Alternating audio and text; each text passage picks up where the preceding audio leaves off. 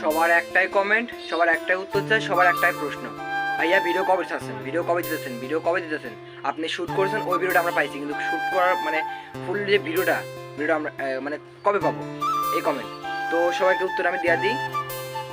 আমি যে ভিডিওটা করছি ভাই, এডিটিং করছি, আমি চ্যানেলে আপলোড দিছি, ঠিক আছে। আপলোড দেওয়ার সাথে সাথে আমার যে গ্যালারিটা আমি গ্যালারি থেকে ডিলিট করে দিছি, যেহেতু আমার দরকার নেই, সেটা আমি ডিলিট করে দিছি। ওইদিকে আপলোড হয়ে গেছে।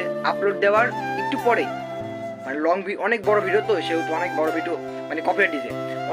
অনেক ভিডিও আছে যে কপিরাইট দেওয়ার পরেও যারা আমার সাবস্ক্রাইবার তারা শুধু দেখতে পারবে, মানে বাড়ি কেউ দেখতে পারবে না বা অন্য কেউ দেখতে পারবে না, কিন্তু আমার সাবস্ক্রাইবার যারা তারা দেখতে পারবে এমন। আর এমনভাবে কপিরাইট খাইছি, মানে আমার চ্যানেলতে মানে ওইটা ইউটিউব অটোমেটিক ডিলিট করে দিয়েছে।